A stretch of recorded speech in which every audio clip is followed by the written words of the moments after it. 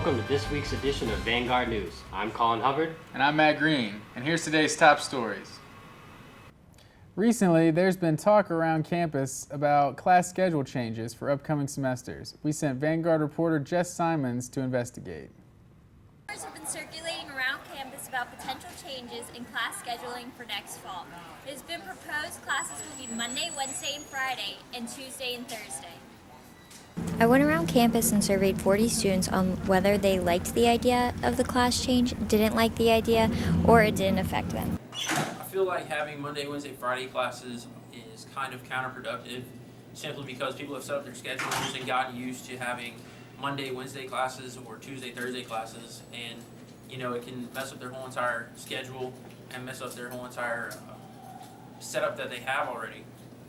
I feel like it's more convenient, like the Monday, Wednesday, and then Tuesday, Thursday, and your schedule kind of like fits together, and you have the weekend to work on stuff.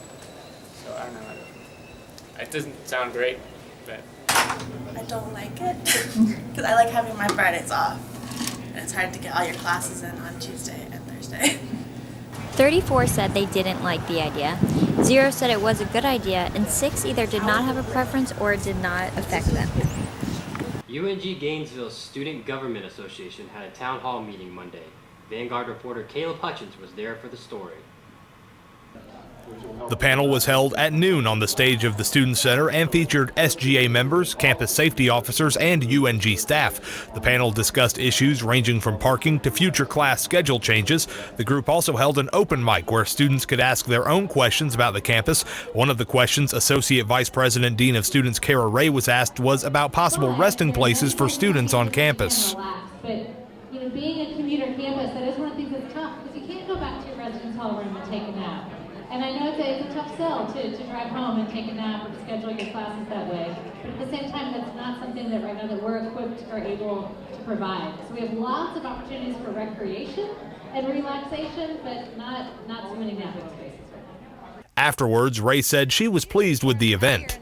Center for a reason so that people don't have to go into a room or like if you're going into the ballroom to go to an event you might feel kind of shy, and so we want people to be here, but we also know that the trade-off of that is that some people are really just here to eat their lunch and hang out with their friends, and so I actually think that the depth and breadth of the questions here today was really good. So we'd always like more questions and more response, but today was really great. We haven't had one of these here in a long time, and so we're not in the habit, or you guys haven't had the practice to ask lots of questions. So everyone did great, and it was really nice to just hear what students are thinking about. Student Government Association President Mark Molinaro said he felt the panel was productive and said he hopes to make the town hall discussions a regular campus event. Yeah, I thought it'd be great, especially this being throughout my whole time on SGA, this being the first time it's ever been done. I thought it went pretty well, better than we got people's opinions, their concerns, students spoke their voice, and I really appreciate that. So overall, yeah, I would definitely love it to be like even every semester have something like this. It's been in the works for just about a month. We decided, hey, this would be a great thing to do to get students involved, and so we had it. With the 2016 basketball season coming up for the North Georgia Nighthawks, I sat down with head coach Chris Faulkner to preview the upcoming season. After a 7-21 season a year ago that was plagued by injuries and saw them finish in last place of the Peach Belt Conference Western Division, the North Georgia Nighthawks look to come back this season and show people what they're really about. It's not the same team as last year. Looking at our record, we're a lot better than that shows. So come out and see what we're made of. Last year's team, we had some injuries early on in the year that really hurt us.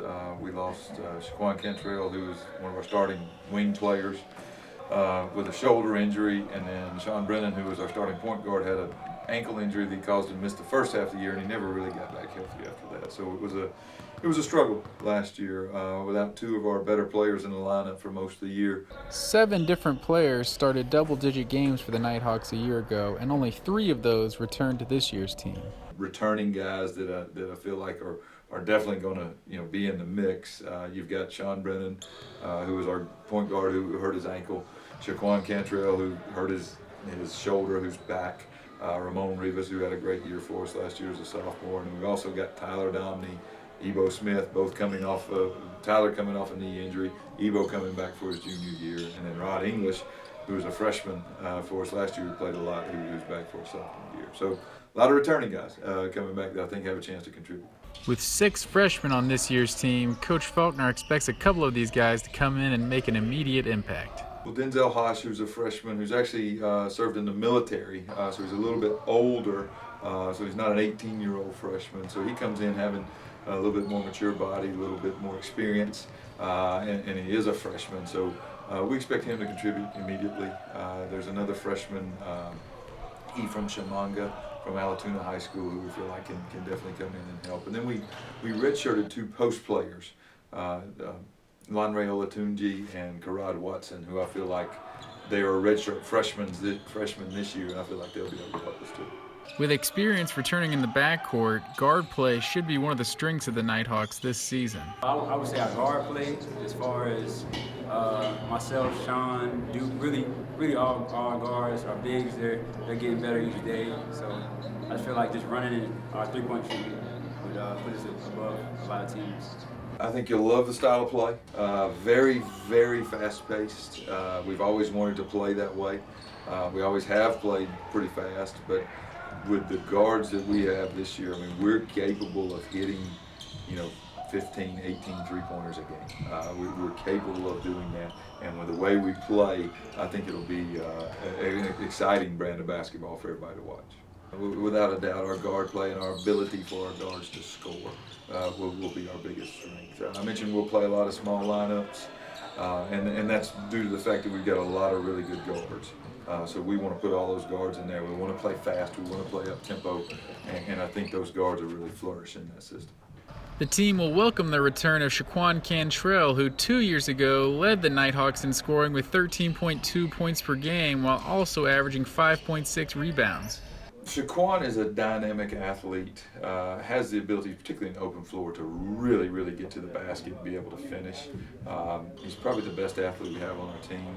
I said last year when he got hurt, he was our best defensive player, our best rebounder, and maybe our best scoring option. So there's a lot in that right there. There's a lot there. The Nighthawks' lone senior is starting point guard Sean Brennan, who led the team with 14.2 points and 5 assists per game last season. He's just a leader. He has the ball in his hands a lot. He's a point guard. He's a third-year player for us. He transferred here from University of North Florida after 1 year, so he's been here with us for 3 years. He knows everything that we're looking to do, and he knows our system.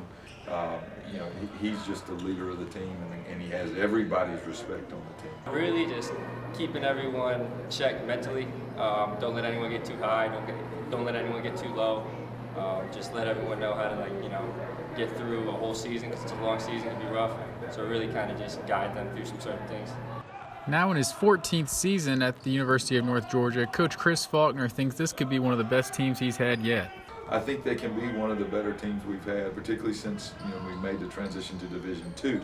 They can be one of the better teams we've had in the Peach Belt. My question is, how well are they going to come together? How well they're going to gel as a team? And that remains to be seen. Some of that's my job, and some of that's their job as players as well to put that all together. While it remains to be seen what the 2016-2017 season has in store for the Nighthawks basketball team, one thing is for sure, they're going to play a fast, exciting brand of basketball that's going to be fun to watch. I'm Matt Green here with Vanguard News. And now we'll go to Caleb Hutchins for the weather. Thanks, guys. Well, if you've been enjoying the warm weather of the past few days, you should enjoy it while it lasts. Starting Friday, we're going to see temperatures drop an average of nearly 20 degrees with highs down to the mid-60s and a lot of wind. Lows Friday will get down to the mid-40s, much of the same for Saturday as well. Cool temperatures, but clear, sunny skies and a high in the mid to upper 60s.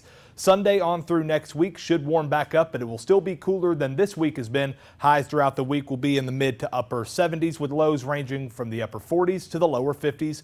Clear to partly cloudy skies all through the week with no chance of precipitation showing right now. Back to you in the newsroom. Thanks, Caleb. Now we'll go to Matt for our Pet of the Week segment. This week's Pet of the Week is Sully. Sully is a 6-week-old Australian Shepherd Border Collie mix. He came from a litter of 5 puppies, and both of his parents work as herding dogs.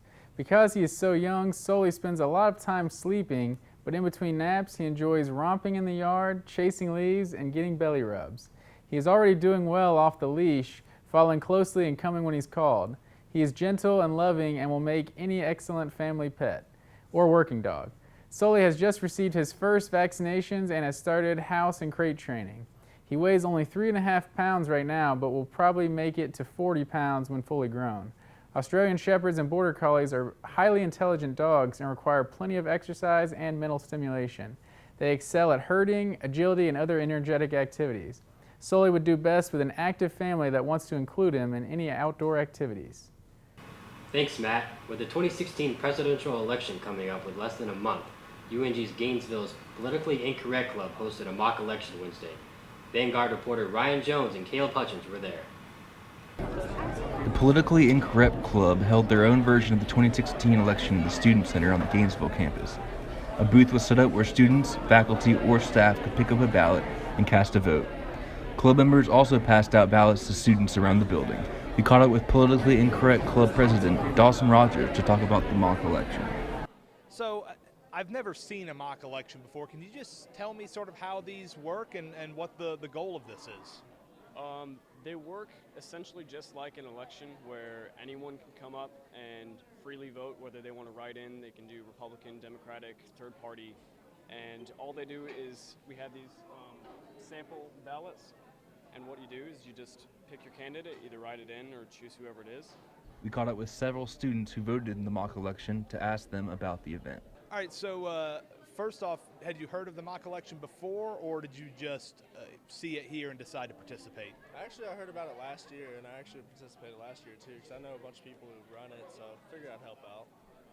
I was in the club. I knew it was coming. I just saw it, and one of the guys actually came up to me and handed me a ballot, and then I wrote my ballot in. Okay. Do you plan to vote in the election in November? I do plan to vote. Okay. And so I'm, don't know if you want to share it with us, but do you mind sharing who you voted for in the mock election? I voted for myself, actually. Did a write-in, because I don't really like any of the other candidates, so I'm just going to write for myself. Yeah, I saw it and thought, well, why not, I'm not voting in the actual election because I don't really like the candidates all that well, so I figured why not have a little bit of fun and, vote. The Buford Corn Maze is officially open for season. Vanguard's Jess Simons and Colin Hubbard went to check it out. The Buford Corn Maze, located 10 miles from UNG's Gainesville campus, is a must-stop if you're looking to enjoy some fun fall activities. Along with the maze, there's a haunted forest, an animal petting zoo, a kids' corner, a pumpkin patch, and a hayride around the property. For a small price of $15, you can make your way through the maze or walk through the terrifying forest. $25 will gain you access into both, as well as access to any other activities that you choose. We spoke with maze employee John Andrews about what you can expect from a trip to the facility. We've expanded the kiddie corner, encouraging families to be here. We also, if you want to do a birthday party or anything, we reserve the tents over there for you, and you can bring a group. Like right now, we've got 2 church groups in here. We've got a birthday party going on.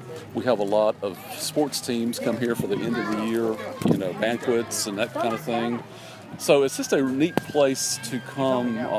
We have a lot of kids come here, teenagers come here on dates, Friday and Saturday night. It's a big date thing to come here, which is kind of cool.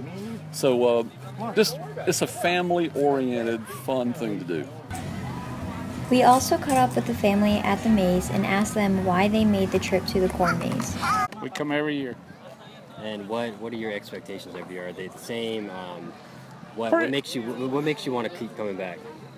She loves to do the corn maze and to do the rides and play the games, but she's kind of overtired now, so but yeah, that's why we bring her. What kind of enjoyment do you get out of coming out here? Well, when she's in a good mood, I enjoy watching her have fun, but we like the hayride, so. So make sure you make a trip out to the corn maze before they close at the end of fall. And that's all for Vanguard News. I'm Matt Green. And I'm Colin Hubbard. Thanks for watching.